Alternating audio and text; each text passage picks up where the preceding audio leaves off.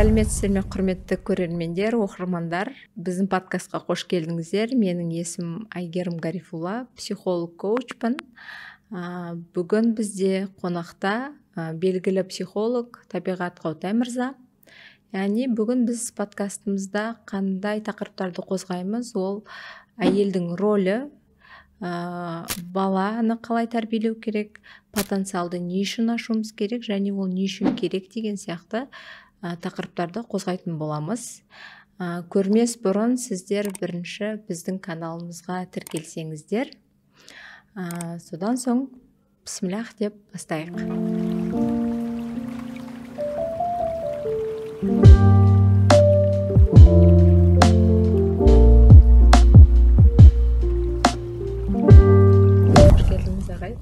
Сәлеметсіздер ме? Көп рахмет шақырғандарыңызға.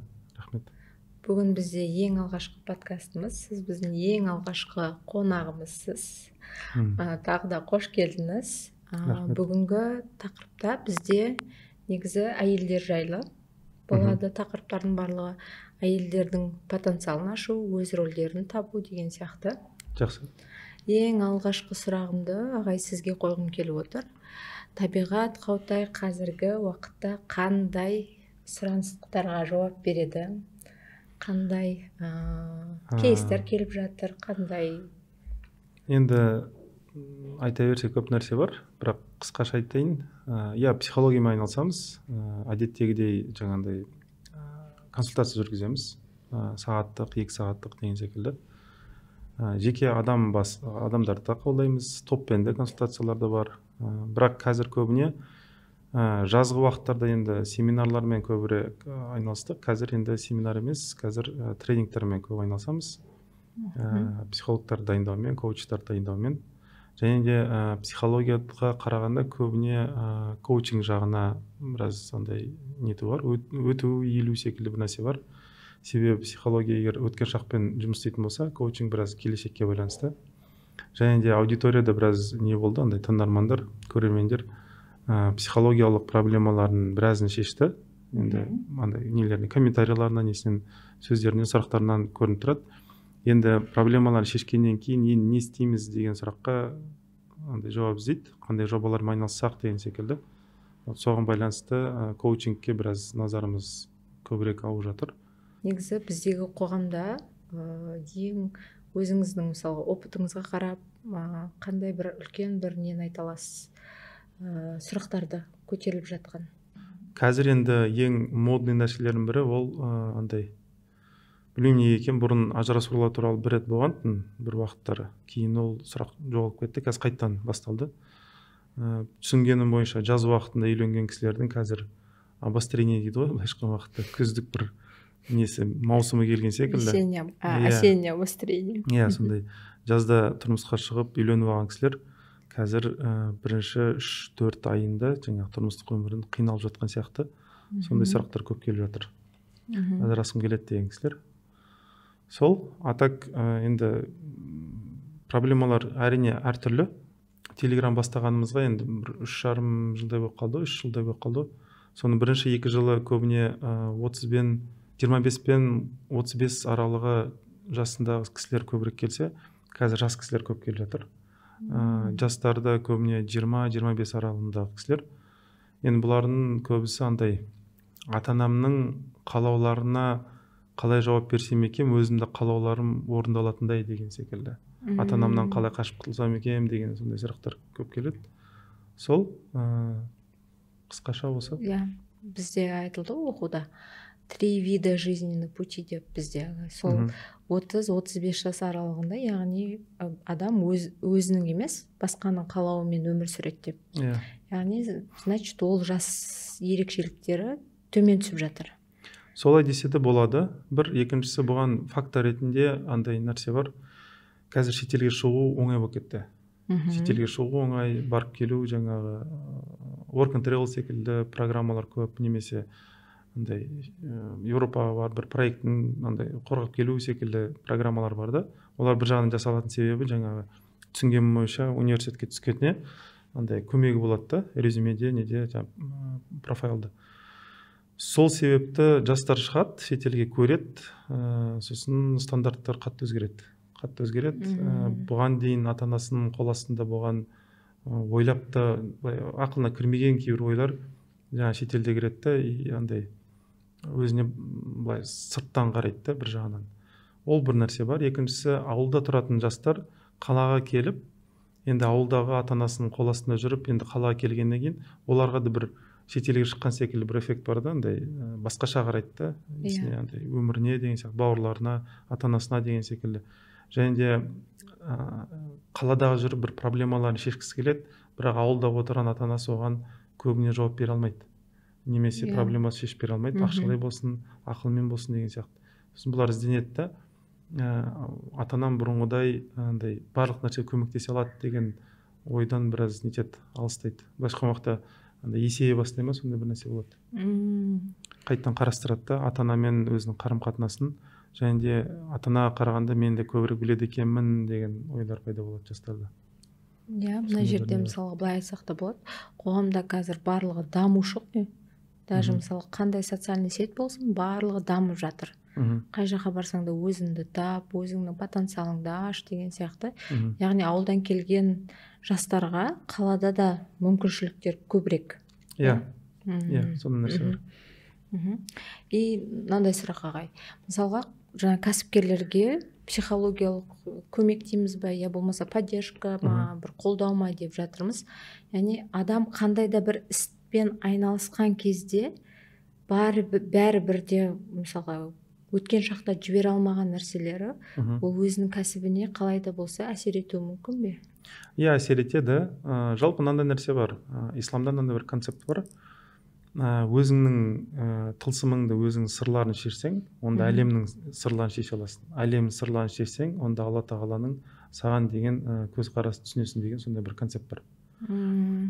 Бұл бір. Екіншісі, психологияда, жалпы психологияда и нейропсихологияда мынандай нәрсе бар. Адамның былайша айтқан уақытта установка дейді ғой, енді қазір сөзбен айтқан уақытта адамның өзінің ақылындағы, түп санасындағы схемаларға байланысты адам жан-жағына солай әсер етеді. Мысалы, адамда егер андай бір ой болса, кедей болу ол тақуалық, немесе кедей болу ол Құдайға жақындық деп нететін болса, ол мейлінше қанша оған өміріне ақша келсін, барлық сол ақшадан құтылуға тырысатын болады. Өйткені оның установка сондай. Ол былай ойлап тұр, мен Құдайға кедей қалпымда, кедей халімде андай сүйкімдірекпін деп, Алла тағала мен көбірек сөйтіп сүйеді дейді да, ақшадан мейлінше құтылуға тырысады. Алла тағала бірақ айтады ғой, жаңағы мен кедей құлдарым сүйемін, бірақ бай құлдарым одан да көп сүйемін деген мысалы. Сондай нәрселерді үйреніп түсінгеннен кейін ол установканы ауыстыруға да болады. Бірақ көбіне адамдар андай өзінің ішкі дүниесінде қалай сенеді, сол сеніміне байланысты бизнес құрады, сол сеніміне байланысты кәсіп құрады, сол сеніміне байланысты адамдармен қарым-қатынасқа кіреді. Бір. Екіншісі, әлемді де солай пішіндеуге тырысады. Әлемді де солай көреді, әлеммен солай сөйлеседі. Және де андай нәрсе де бар, әлемнің мысалы несі жоқ. Андай бізде не бар ғой?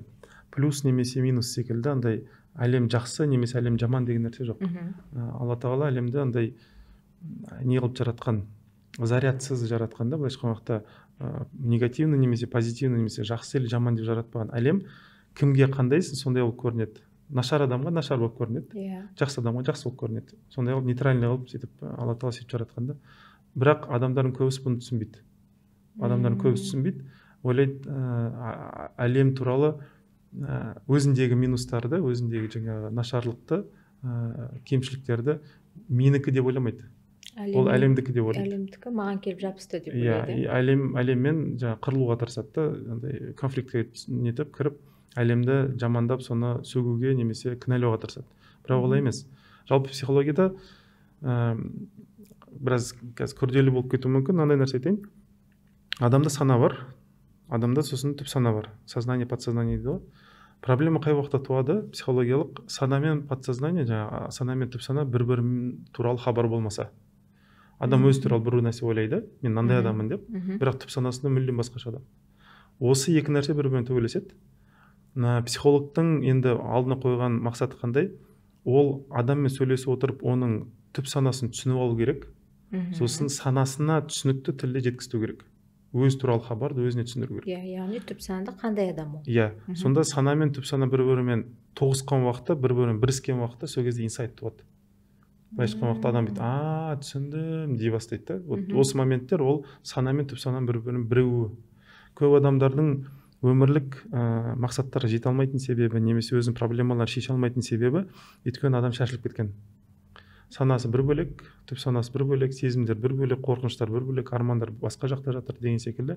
Адам былайша айтқан уақытта андай бір бейне бір таспен алып бүйтіп үзіп жіберсеңіз, ана шашылып кетеді ғой тастар, сол секілді шашылып кеткен. Сондықтан психологтың алдында қойылатын мақсат ол не істеу керек? Ол адамның жан-жағын сұрақтармен қарастырып, көріп, түп санасындағы мәселелерді түсініп, соның барлығын санасына жететіндей қылып, андай жұмсақ тілмен, түсінікті тілмен жеткізу. Сол кезде адам өз-өзін түсіне бастайды. Бір, екіншісі, жан-жағында болып жатқан оқиғаларды, әлемге қарағанда оқиғаларға қарап, өзінің түп санасында болып жатқан нәрселерді оқи алуды үйрету. Бірақ шыны керек, психологтардың енді андай бір жағынан түсінемін, енді адам ретінде психологтар енді ақша алады ғой жұмыстарына. Сондықтан психологтардың өздерінде де андай установка бар. Мына клиентімді тезірек жібермейінше, жанымда ұстайыншы, ақша жасайыншы деген сондай нәрсе бар. Сол себепті бұлар екінші нәрсені істемей қояды. Түп санасындағы нәрселерді түсіндіреді кейде, мысалы нетеді, бірақ түп санадағы оқиғаларды дұрыс оқуды үйретпейді. Былайша уақытта үйретпейді. Ана адам бір консультациядан кейін кейбір нәрсе түсініп алады, сосын барып әлемге шыққан уақытта өзін түсінуді үйренбегендіктен одан андай нәрсе пайда болады. Мен өзімді оқу үшін психологқа жүгінуім керекпін деген установка пайда болады да. Ол психологқа қайта береді. Сондай бір андай біраз андай жақсы емес бір үрдіс бар да психологтардың арасында. Ал негізі сапалы психолог ол қалай істейді? Ол һәм адамға нені үйретеді, андай түп санасында болып жатқан қазір оқиғаларды түсіндіреді. Бір, екіншісі түп сананы оқуды үйретеді. Ондай психологтан шыққан адам біртіндеп психологсыз дара тәуелсіз өмір сүруді үйрене алады. Яғни психологтың жұмысы бір ключевой нелерді үйретеді. Психологтан шыққаннан кейін адам өзінің өмірін сол бір теорияларға салған сияқты қылып салып түсіне алады. Ол бір жүйе, сол жүйені қолдануды үйрену керек та. Өз-өзіне бір мини психолог секілді бір нәрсе болу керек та. Соған негізі жетістіруге тырысу керек. Мен түсінемін, енді психологтар неге олай істемейді. Өйткені психологтар ойлайды, мен қазір бұған түсіндіремін, контентті беремін, одан кейін бұл кетіп қалса, мен жаңа ақша көзім жабылып қалады деген секілді. Бір, екіншісі мені обожать етеді, мені сүйетін, мені андай дәріптейтін адамдар кетіп қалады менен деп қорқады. Бірақ психологтарға қазір айтарым мынандай нәрсе бар. Алла тағала мына дүниеге мынандай бір жүйе қойған. Егер мысалы адамға 1 миллион келсе, ол миллионды жаңа Бақара сүресінде айтады, біз берген нығметтерін бөліскендер деп бөліссе, содан кейін Алла тағала 2 миллион береді. Онымен де бөліссе 3 миллион келеді. Онымен бөліссе 4 миллион береді. Бірақ егер ол 4 миллионға келген уақытта мені миллиондарым деп қалса, бітті, 5 келмейді. Мәселе сода, бұл жерде жүйе былай жұмыс істейді. Мысалы, енді Алла тағалаға пішін беруге болмайды, бірақ айтқым келген нәрсе былай. Алла тағала адамға береді, адам әрі қарай халыққа беру керек, мысалы, немесе үмметке беру керек. Үмметтен мақтау келеді, бұл кісіні мақтайды, мысалы, рахмет саған, сен күшті, сенсіз мәселемді шеше алмас едім деген секілді мақтайды. Осы кезде адам өзіне ұстап қалмау керек. Мақтауды. Мен красавчик, мен бүйттім, сөйттім емес. Ішінде мақтау сезімі келді ме, сол кезде түсіну керек, Алла тағала оған айтып тұр, мені мақта деді. Сол кезде бұл сезімді Алла тағала жіберу керек та, Аллахым, сенің арқаңда осы нәрсе болды, сен ғана жараттың жаңа нәтижені деген секілді Алла тағала беру керек. Алла тағала одан да көп нәрсе береді, оны да бөліседі. Мына жақтан қайттан бір нәрсе рахмет келген уақытта, жаңағы андай ізгі ниеттер келген уақытта, бұны да қайттан Алла тағала береді. И процесс осылай, жүйе осылай жұмыс істейді. Өте беру керек, қайтадан беріле беру керек. Өйткені адам труба секілді жаратылған, адам конвейер секілді нәрсе. Мысалы, біздің бала кезіміздегі клеткаларымызда болған молекулалар мен атомдар қазір денемізде уже жоқ. Өйткені адамның денесі әр 6 ай сайын мысалы жаңарып тұрады бүкіл клеткалар. Сондықтан адамның ішіне тамақ кіреді, шығып тұрады. Материальный нәрселер кіреді, шығып тұрады. Адамда бір мынау адам деп айта алатын нәрсе жоқ. Өйткені адамға келеді, кетіп қалады, келеді, кетіп қалады. Адам бір коридор секілді бір нәрсе да. Сондықтан адамның табиғатында ұстап қалмау керек. нәрселерді ұстап қалса ол ауруға нетеді. Мысалы даже қан өтіп жатқан нәрсе тоқтап қалса уже тромб болады ғой, адам уже ауыра бастайды. Немесе асқазанда өтіп жатқан нәрселер тоқтап қалса асқазан ауырады. То есть адам енді судан жаратылды ғой, су үнемі ағып тұру керек та. Сондықтан адамның табиғаты ағып тұру, адамның табиғаты тоқтамау, үнемі әрекетте болу. Егер ол мысалы Алла тағала берген нығметті менікі деп ұстап қалса, ол кезде проблема басталады. Ол кезде өзін құдай санап кетеді, фараон санап кетеді, зұлымдық жасайды.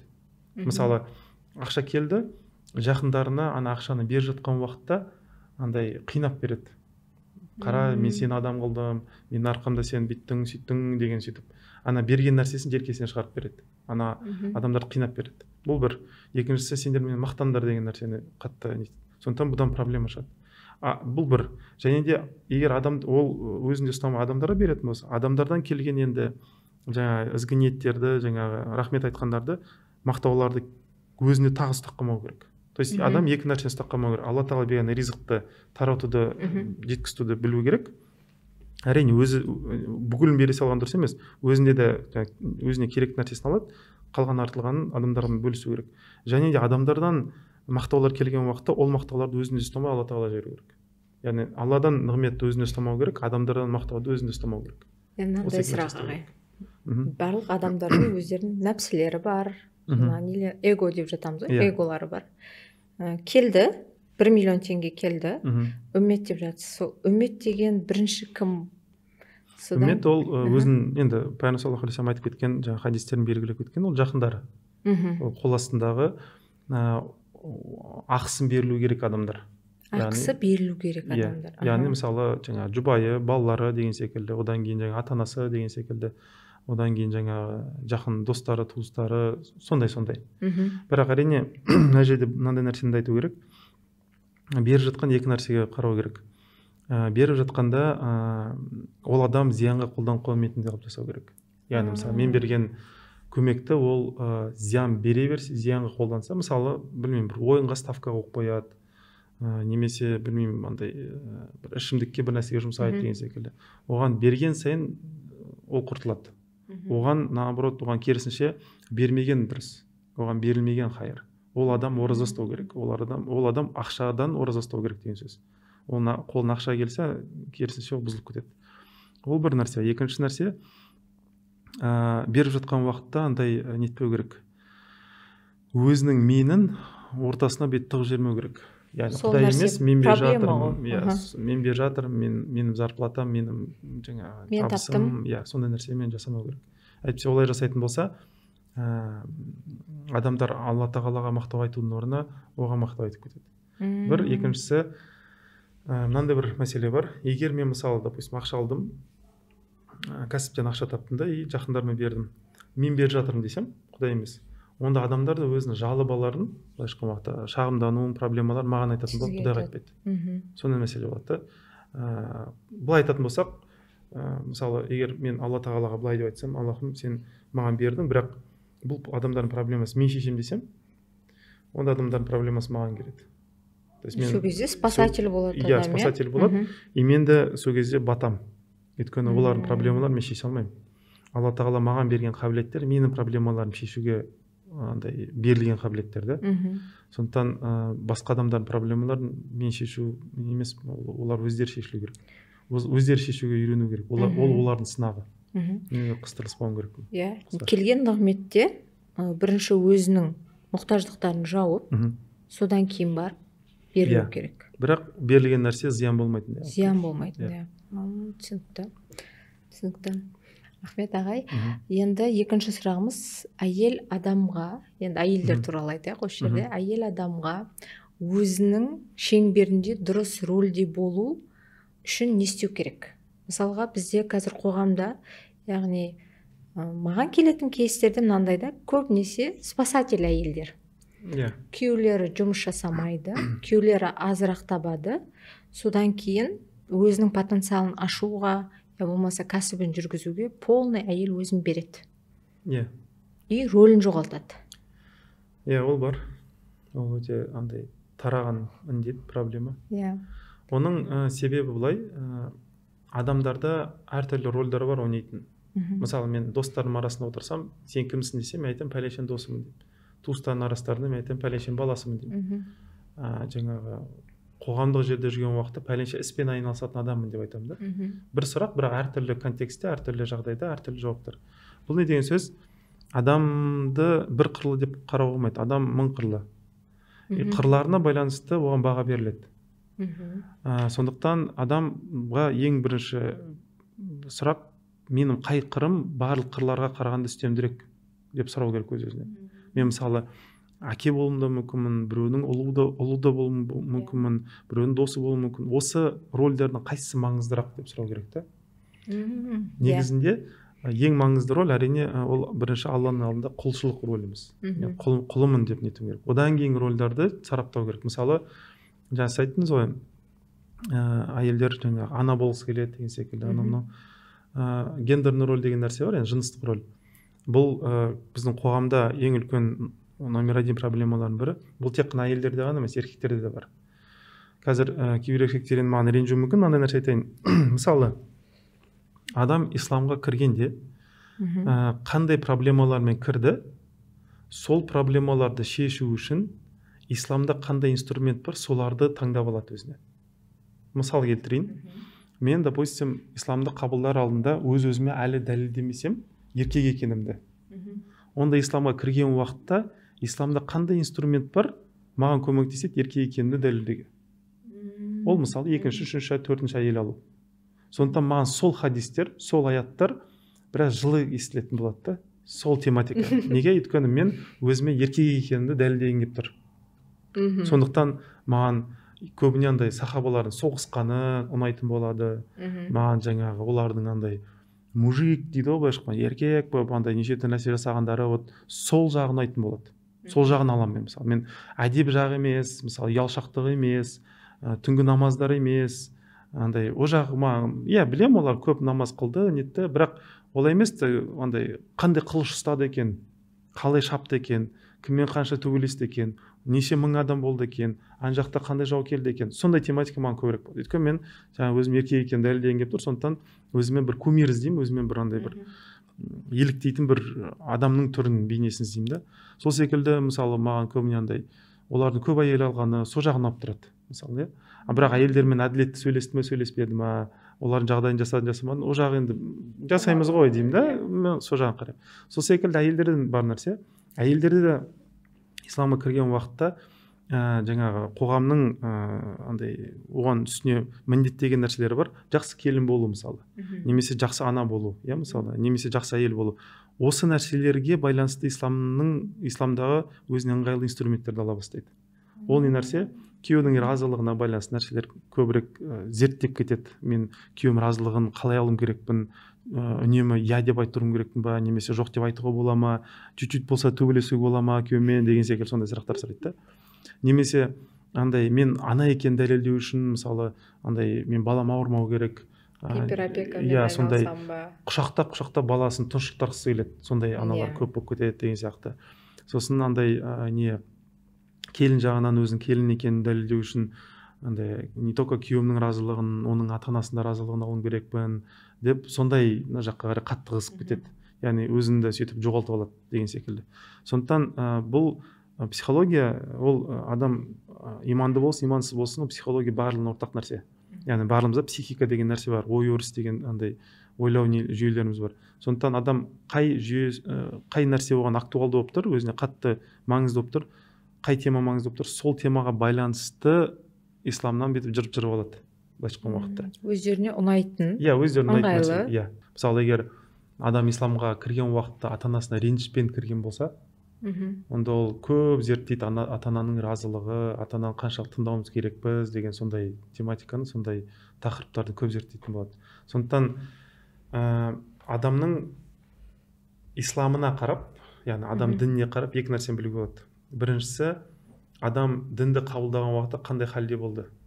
Яғни егер андай проблемасы бар, сондай бір халде болып исламға кірген болса, сөйтіп намаз бастап кеткен болса, оның зерттейтін темасы сол проблемаларына байланысты болады. Бір. Екіншісі, адамның исламына қарап, оған исламды түсіндірген адамдар қандай болғанын түсіну болады. мысалы кейбір адамдардың ислам өте қатты, мысалы андай жоқ анау мынау деп нетеді. Мысалы кейбір адамдардікі жұмсақ, мысалы жоқ барлығы сен рұқсат етейік деген секілді. Кейбір адамдардікі андай қатты ойланатын, мысалы әрбір нәрсені тергейтін. сондай. Бұл не деген сөз? Бұл почерк дейді ғой былайша уақытта. Оның ұстазы демек солай түсіндірген, солай жеткізген көбіне. Аллахты қатты есімдермен тану. Иә, ұстазы мысалы өзі қатты болған. Сондықтан өте дисциплинированный, әскери сондай бір менталитеттегі адам болған. Сондықтан ислам жеткізген уақытта әскерге түсіндірген секілді, андай бұйырып түсіндірген мысалы. А кейбіреулердікі бойлы андай педагогический андай біраз ұстаздық несі болған, андай өзім бәлкім өз ұстаз немесе андай жақындар ұстаз болған, жұмсақ сондай адам болса, ол да исламды сөйтіп баппен баяу өстіп жеткізейік, андай жұмсақ, андай көңіліне қарап деп сөйтіп қарайды мысалы. А кейбіреулер болады дәлел көп іздеген, мысалы ұстазы.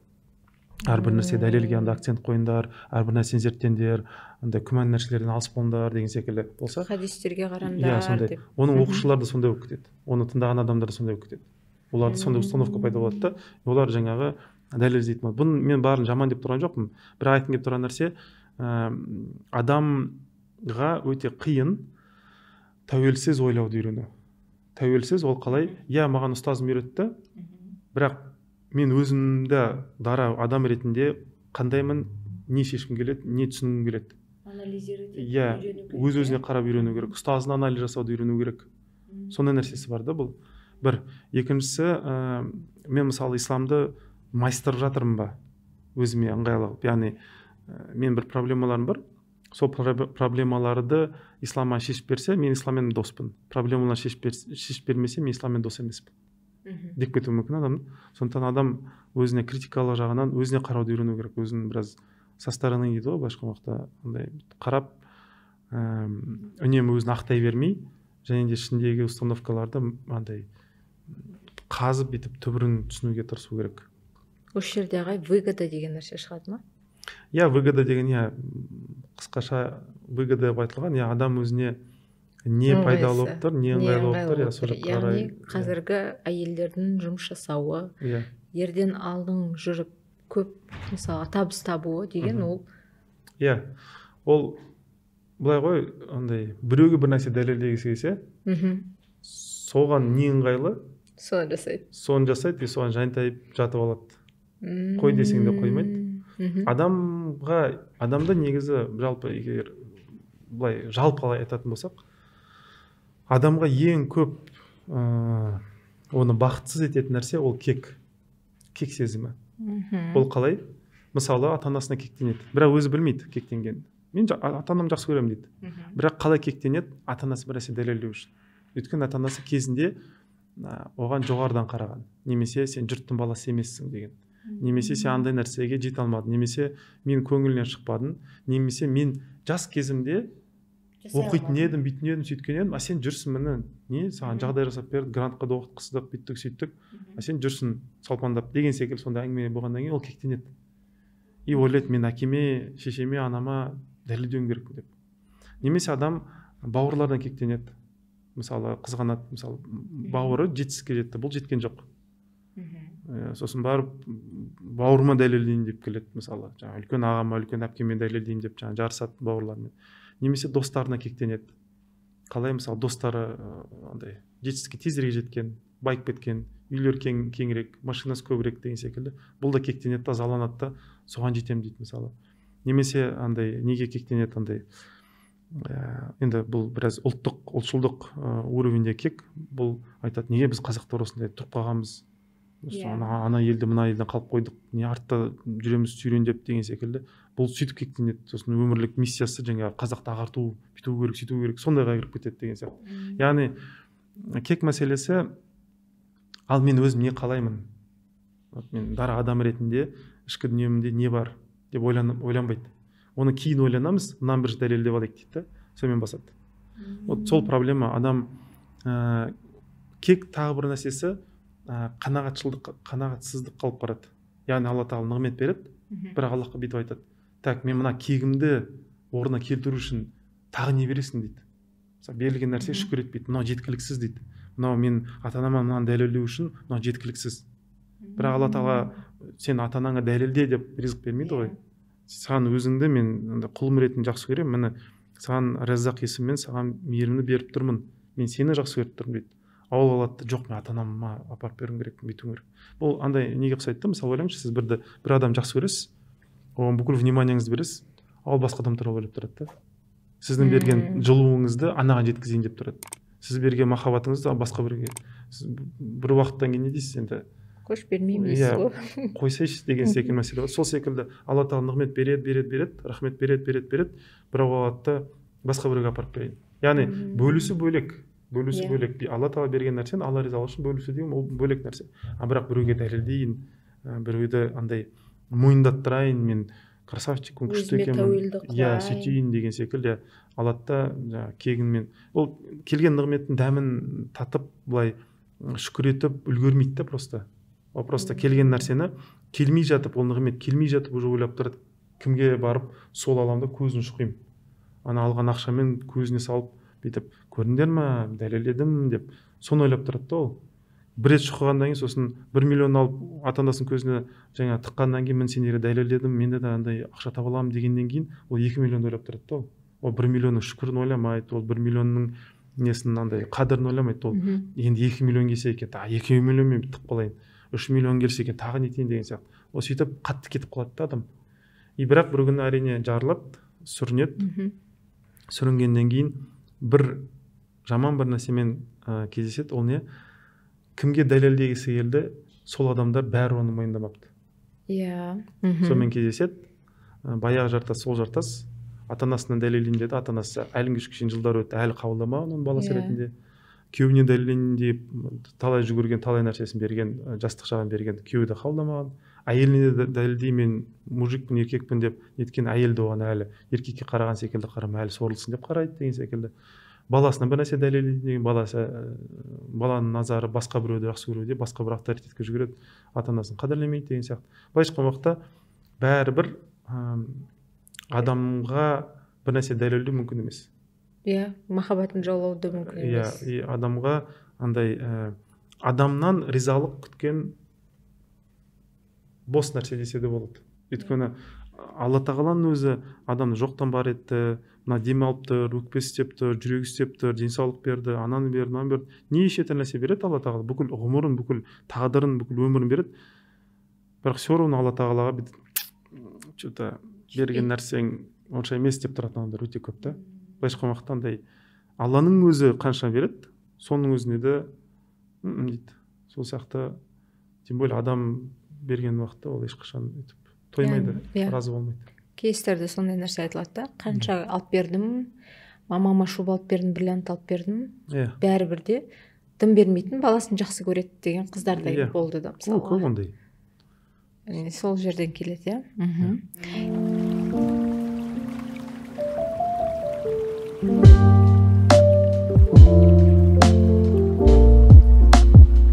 Келесі сұрақ, ағай. Отбасыда әйел адам күйеуі мен ата-енесінің арасында балансты не үшін ұстау керек және қалай ұстаған дұрыс?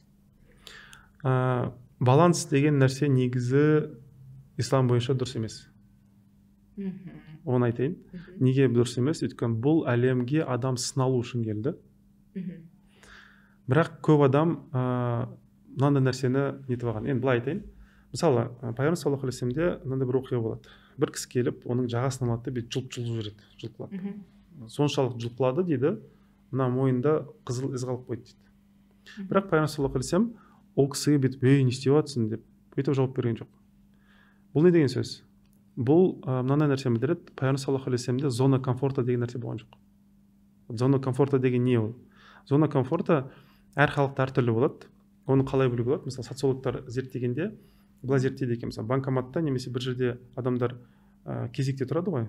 Сол кезде батыс елдеріне жақындаған сайын дейді, кезек несі артады екен. Мысалы, 1,5 метрдан тұрады екен адамдар, 1 метрдан тұрады.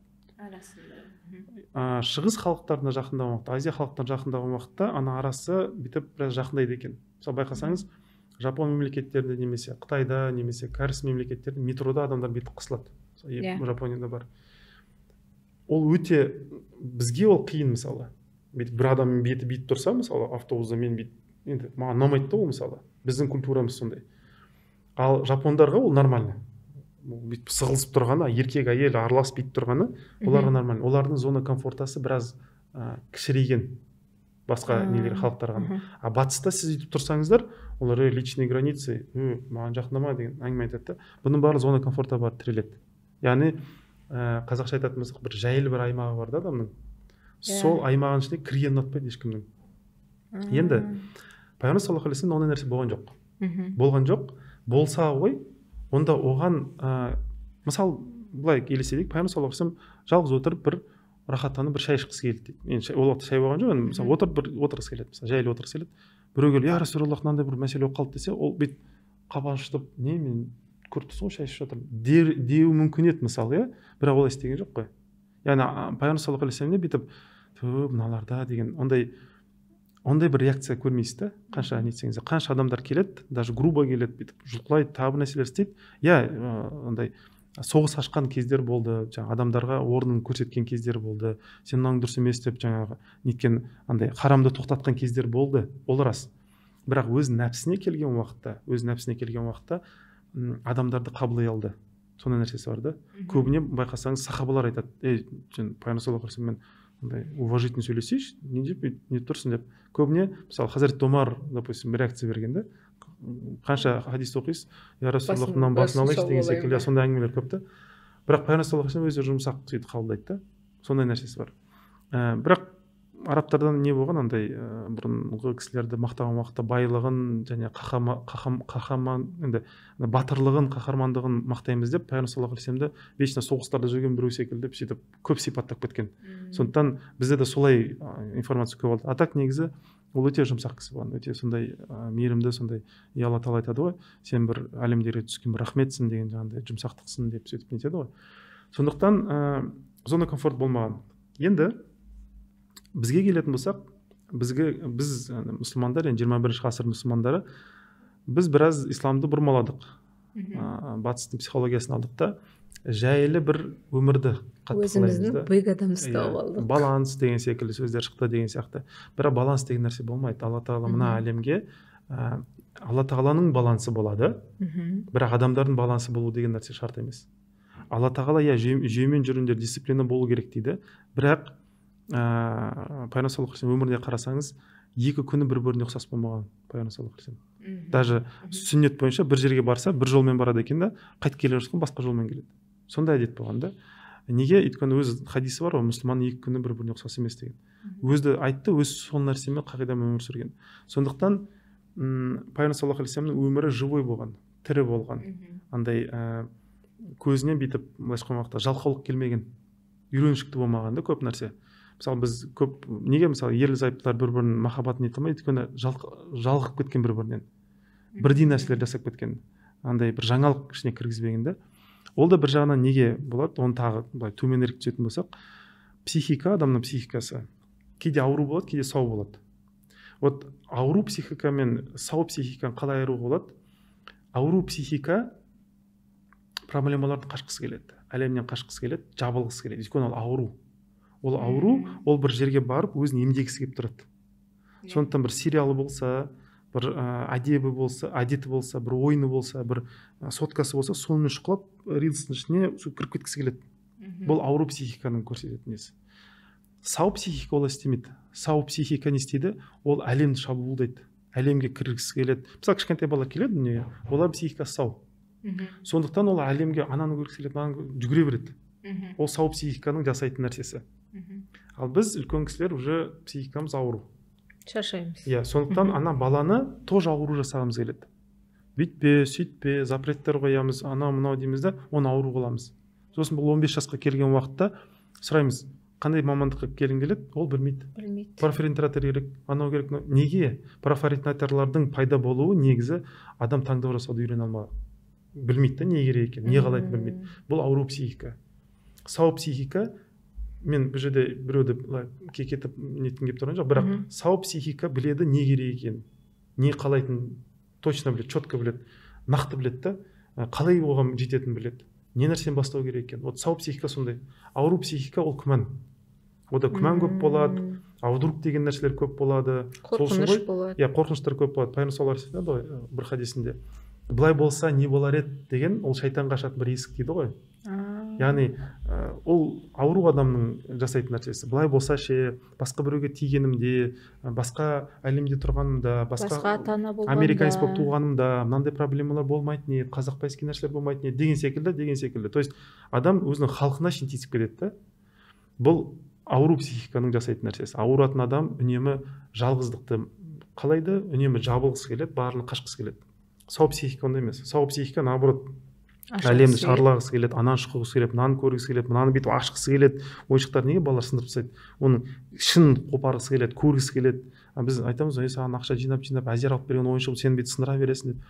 Оның андай ойлайды да, ол өзінше ойлайды. Мына бала бүйтіп ойыншықты бүйтіп сақтайды, нетеді, оған тиіспейді. Олай емес. Бала даму үшін ол зерттеу керек, ол көру керек. Оның психикасы іш құрылысын білу керек те. Ол қалай енді ертең заттармен әрекет жасайды, егер оның былай несін, структурасын, жаңа ішкі несін білмесе. Сондықтан ол сындырып көру керек, ол шимайлап көру керек, ол жыртып көру керек. Ол керек баланың психикасына. Сондықтан бізде проблема мынау: балансты іздейтін адамдар, жаңа зона комфортаны жаңа іздейтін адамдар, олардың психикасы әлсіз немесе ауырып жүр деген сөз. Вирустар бар. Қашан ол содан емделеді, ол зона комфорта іздемейді уже. Ол зона комфорта іздемейді, ол тек қана импровизациямен өмір сүретін адам болады. Яғни кез келген оқиғаны, наоборот, даже андай болып кетеді. Сахабаларда проблема іздеп кеткен олар. Табиин кезіндегі мысалы ғалымдар, сахабалардан кейінгі бір-екі ұрпақта келген ғалымдар, олар неге әлі күнге шейін біз олардың жазып кеткен ғылымдармен қолданамыз? Өйткені олар өзінің ғасырының проблемаларын шешіп тастаған. Сосын барып гипотетически былай ойлаған: а вдруг бізден кейінгі ғасырларда мынандай проблемалар шықса ше, оны қалай шешуге болады екен деп, біздің ғасырымызға шейін араласып кеткен да. Былайша айтқан уақытта өзінен кейін әлі қолдануға мүмкіншілік болатын бірнеше ғасырлық андай нелерді, еңбектерді жазып кеткен. Олардың кезінде ондай проблема болған жоқ. Олар шешіп тастады ол проблеманы. Бірақ өзінен кейінгі келетін ұрпақтар мынандай проблема болса ше деді да, соны шешуге шейін кіріп кеткен ғой. Сондықтан олар неге өйтіп істей алды? А біз әлі күнге шейін андай өзіміздің үйдің айналасынан шығып жүрміз. Андай семья анау-мынау сол аймақта жүремін. Былай қысқаша айтатын болсам, біздің бүкіл 80-90% проблемаларымыз негізінде екі-ақ себеп проблемалар бар. Немесе қарынның проблемасын шешуге тырысамыз, қарным тойсайды екен деген секілді. Немесе бұтқа байланысты проблемалар шешуге тырысамыз. Енді кешірім сұраймын, бұны айтып жатқан андай бұт дегенім жаңағы андай әйелдер маған қалай қарайды, еркектер маған қалай қарайды, бұл бұт мәселесі да. Сондықтан осы екі проблеманың төңірегінде ғана жүре береміз. Осыны шешіп алсақ деген секілді. Настолько әлсіз болып кеткенбіз, и настолько психикамыз езіліп кеткен. Күйеу мен ата-ененің арасындағы қарым-қатынас дейік, баланс жоқ, мысалы қарым-қатынас. Сонда адам өзі бірінші сау болу керек. Сосын жаңағы сіз айтсыз ғой, шарт болмау керек, граница болмау керек. Яғни бізде де психологиялық консультацияда былай түсіндіреміз: сіз өзіңізді қалай қабылдайсыз, сізді де солай қабылдайды. Солай түсіндіріледі. Адам үнемі өзінің рекламасын өзі жасайды. Өзін сыйласа, өзін сыйлайтындай қылып реклама жасайды. Мені сыйлаңдар деп алып келеді мәселен. Ашық айтпаса да, өзі болады, мысалы кейбір кісілер кіріп келгенде бөлмеге андай бір жиналасың да бүйтіп. Ол қайдан келетін сезім? Өйткені ол адам өзі жинақы жүретін адам. Кейбір адамдар болады, келе салысымен бәрін шаша салады, бүйте салады. Ондай адам жанында да өзін ондай адам несін, принциптарын ұмытады да, өзі де сол секілді соған ұқсас андай шашып кетеді мәселе. Сондықтан адам өзіне қалай қарайды, өзін сыйласа ғана басқалар оны сыйлайды. Өзін сыйламаса басқалар неғып сыйласын оны деген секілді. Ондай нәрсе бар. Бірақ қайтып келетін болсақ, адамдардың көбісінің проблемасы психикасы әлсіз. Сол себепті зарлап жылай береді. Бір жараны бүйтіп изей береді. Ондай адам бабаларымыз секілді 13 жаста қамал алған деп айтады ғой. Ондай емес. Мен мысалы торговый центрлар бар, киім көрген уақытта киім киетін бөлмелер болады ғой. Сол жерге кіріп киімді өлшеп жатсам, жиі естимін да, андай бір 20 жаста бір жігіт тұрады. Қасында мамасы. Жанында мамасы немесе бір әйел тұрады әйтеуір. И жаңаға айтып тұрады: нан алайын ба деген сияқты. Яғни бір киімді таңдауға келгенде өзі дара таңдай алмайды да. Настолько андай әлсіз Байланған. психикасы, иә, бұл соншалық байланған, яғни анасы да оны жетектеп етегінен алыс жібермейді да. Кейін андай баламға барлық жағдай жасадым, бірақ мені тастап кетті деген аналар көбісі шығады, себебі де сол, өйткені жібере алмайды. Ол қалай батыр болады деген, оны жібермесе. Енді көп айта беремін енді бұл теманы, бірақ даже өзіне бір көйлектің өзін таңдай алмайтын болса адам, енді ол Қиындау. иә. Әйел адамның, жаңа бағана айттық қой ағай, өз шеңберінде рөлі дедік. Енді әйел адам өзінің рөлін қалай таба алады? Семьяда өзінің рөлін сезіну үшін не істеу керек? Барлық рөлдер орнына түседі, егер адам, жалпы әйел ғана емес, ер адамда бірінші былай сұраса, менің үстімде кімнің ақысы көбірек? Анамның, әкемнің ақысы бар, күйеуімнің ақысы бар, балалардың ақысы бар деген секілді. Бірақ Алланың да ақысы бар. Кімнің ақысы көбірек? Конечно же, Алланың ақысы көбірек. Бір. Екіншісі, тағы кімнің ақысы көбірек? Өзімнің нәпсімнің ақысы көбірек. Вот осыны білу керек та. Содан кейін басқа адамдарды нету керек. Біз көбіне андай жомарттық танытайын дейміз да, өз нәпсімізді езіп жібереміз. Мысалы, жаман ғой, онымен нету керек. Бірақ андай нәрсені білу керек. Адам өлгенде де, енді өмірге келгенде де жалғыз келеді, өлгенде де жалғыз келеді. Біз өзімізбен бірге жақындарын сүйреп алып кетпейміз ғой. Сондықтан адам өз-өзінен риза болуды үйрену керек. Иә. Мысалы, мынандай бір мысал келтірейін. Бұлай ойлаңызшы, мысалы, бір көшеде бұрын, енді 90 жылдар көп болатын, біздің ағаларымыз көп жасайтын нәрселер. Мысалы, бір адам келе жатыр, сіз оған тиіскіңіз келеді. Бір затын алғыңыз келеді. Мысалы, кроссовкасын алғыңыз келеді. Не істейсіз? Оған сылтау іздейсіз. Темекі бар ма деп тиіседі адам. Темекі бар десе, темекісін алып алғаннан кейін курткасына тиіседі. Курткасын алып алғаннан кейін кроссовкасын тиіседі. Яғни адам үнемі біреуге тиіскісі келсе, үнемі бір сылтау табады. Дұрыс қой? Иә. Тиіскісі келетін адамға ешқашан сіз андай қанағаттандыра алмайсыз оны. Неге? Өйткені ол үнемі тиіскісі келіп тұрады. Тоқтамайды. Иә. Енді Алла мен адамның ортасына келетін болсақ, адамның өзі Аллахқа тиіскісі келсе, енді мен бір жерде бұл сөзді қолданып тұрмын, біз Аллахқа тиісе алмаймыз, бірақ Аллахқа қарсы шыққысы келсе, онда үнемі бір сылтау іздейді. Қалай істейді оны? Мысалы, анамды нашар қылдым дейді. Маған басқа ана бергеніңде дейді. Немесе басқа әке бергеніңде дейді. Бұл негізінде Аллахқа қарсы шыққысы келіп тұр. Бірақ қалай жасап жатыр? Сылтау ретінде, былай ата-анасына тиісіп істеп жатыр да. Напрямую емес, андай тікелей емес, бірақ былай істейді да ол. Бұл көбісі енді түп сананы болатын нәрсе. Немесе өзінің баласына тиіседі. Мысалы, маған бір сау бала бергеніңде, мысалы, алдында маған ауру бала беріп қойын деген секілді, сондай нәрсемен қарсы шығады. Немесе күйеуі арқылы қарсы шығады. Бірақ бұның барлығына мен келіссе де, тағы бір жасырын нәрсе бар. Адам өзіне де тиісіп Аллахқа қарсы шығады. Мені дұрыс. Иә, мені жаратқанда мынандай қабілет бергеніңде. Иә. Немесе мені басқа бір жерде андай әйел емес еркек қылып жаратқаныңда деген секілді. Немесе былай да істейді. Күнә жасаған мысалы. Өткен шағында күнә жасаған, былай деп тиіседі Аллахқа. Былай қарсы шығады Аллахқа. Мен өткен шағымды басқаша жасағанда. Бір ұстазбен, бір таза бір ортамен кездестірдіп, мына күнәлары кіргізбегеніңде деген секілді. И соны ұмыта алмайды.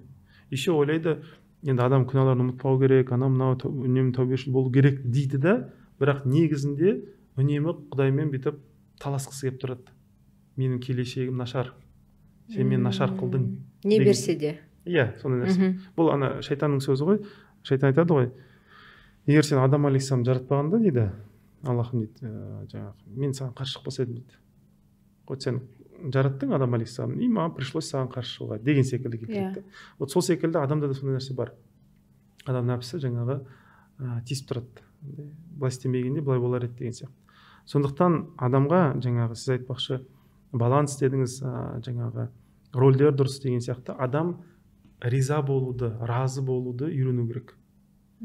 Осыны ана бергеніне разымын, осыны әке бергеніне разымын, осыны бала, күйеу бергеніне разымын.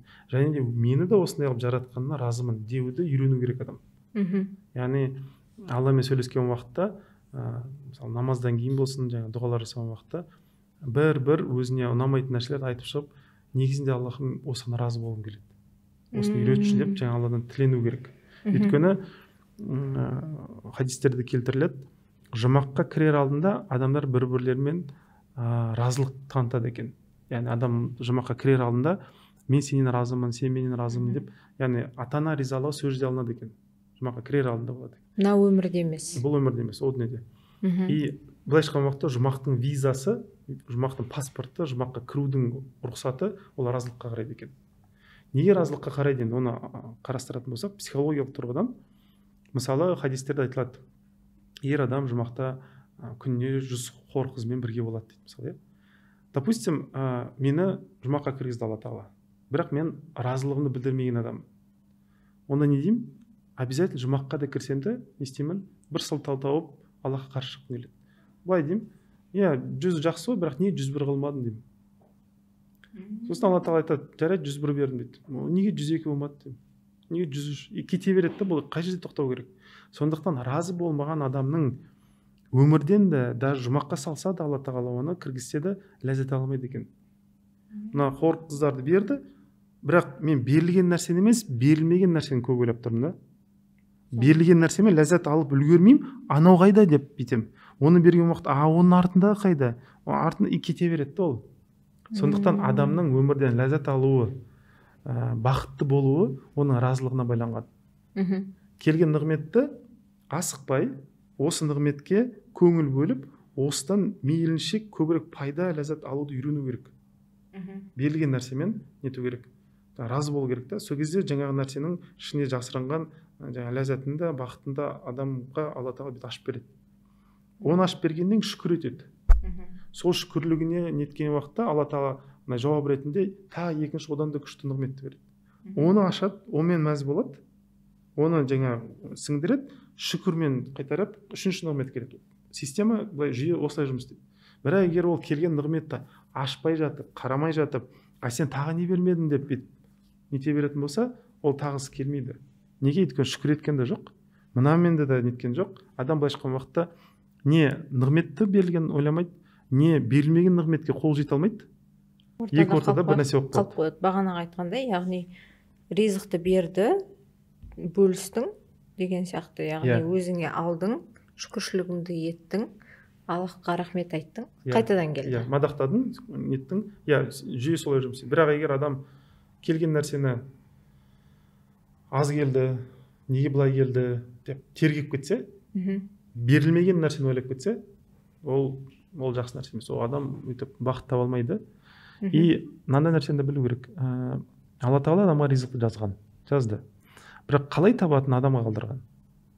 Халал таба ма, харам таба ма. Даже былай айтайын, мысалы, мен үйленгенмін, еркек ретінде әйелдерден алатын ләззатымды Алла Тағала жазған. Бірақ ол нәрсе мен халал алам ба, харам алам ба, ол маған қалған нәрсе. Мен өз әйеліммен жақындап, әйеліммен алу мүмкін ол нәрсені. Или же айту мүмкін, жоқ, мен әйелім уже қартайып қалды, маған ұнамайды, анамнан тағы тыстағы барын басқа әйелдерге қарау мүмкін.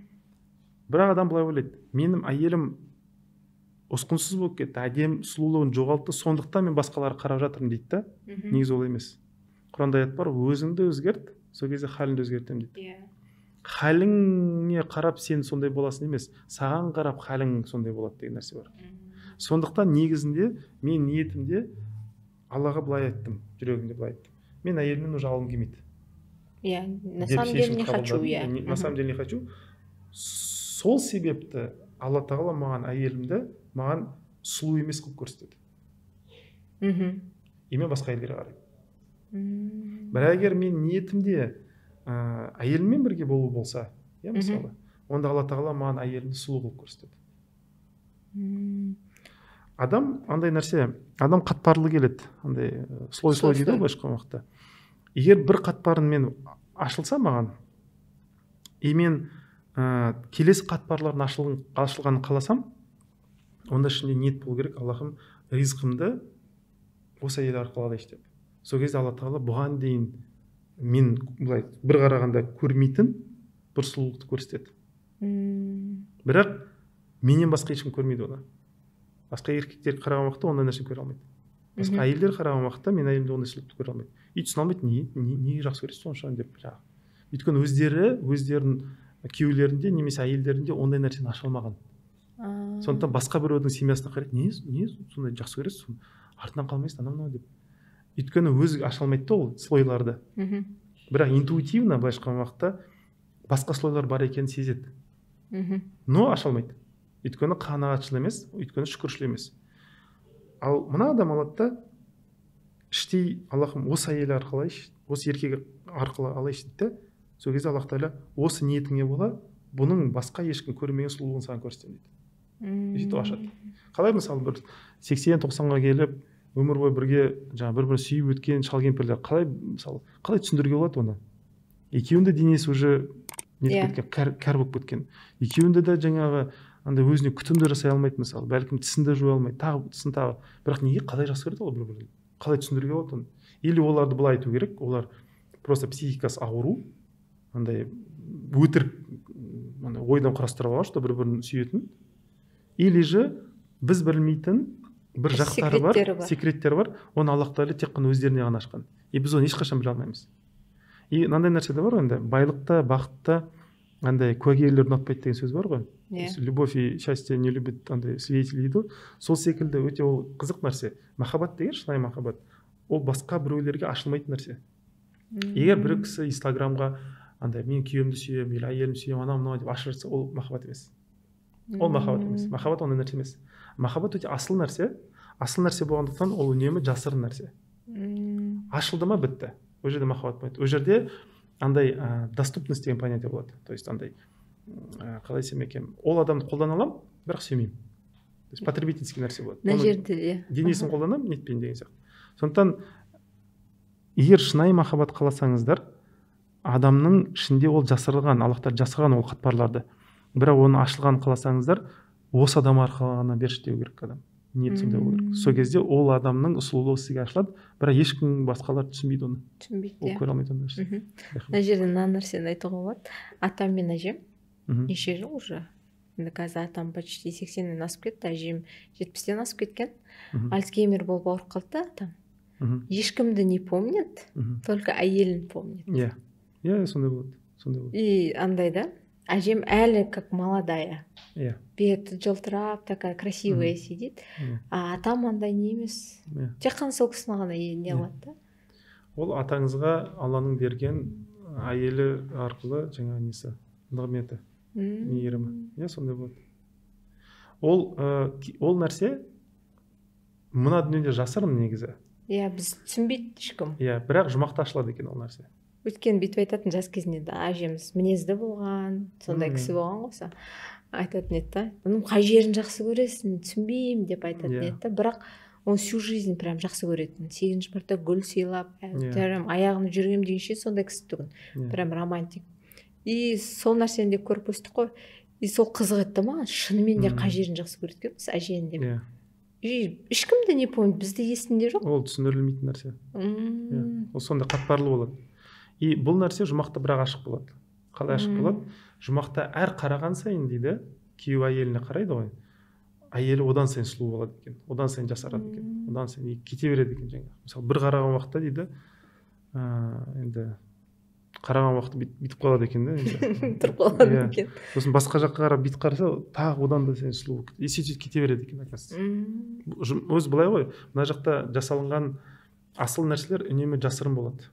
Адамдарға жасаған жақсылығы болсын, басқалар болсын, Аллах Тағала ол нәрсе жасырын болған қалайды. Өзі ғана көрген ұнатады. Құлымның жақсы қылықтарын, жақсы амалдарын өзі ғана көрген ұнатады.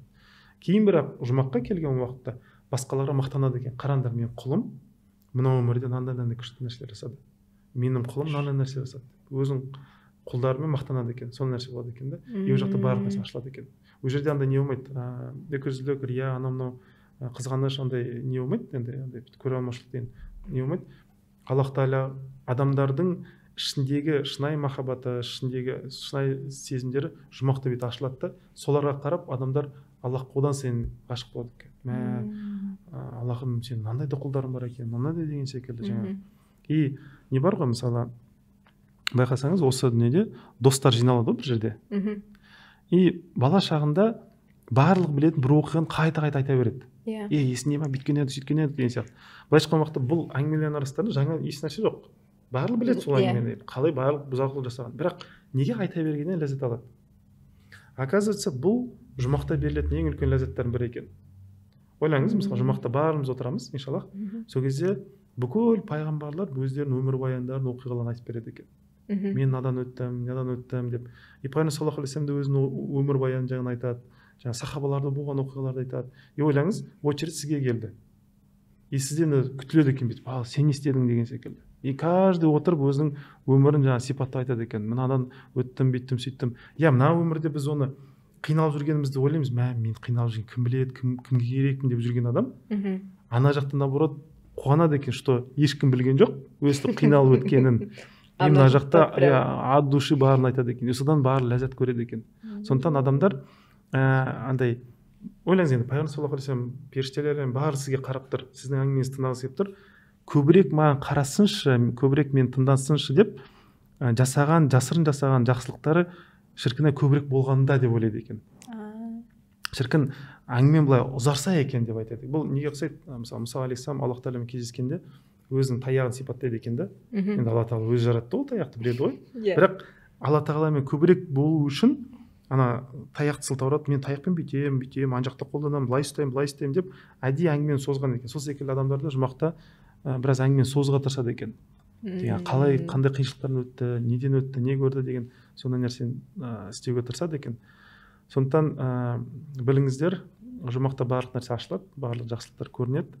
И барлық деген енді жаңағы адамдарға көрсетіледі. Алла тағала ашықтан ашық мынандай құлдарым, күшті құлдарым болды деп жаңағы құлдарымен мақтанады. И құлдарына айтады, мен сенімен мақтанғым келеді, ал сөйле құлым деп айтады екен. И адамдар жаңағы барлық болған өмірін сипаттайды екен.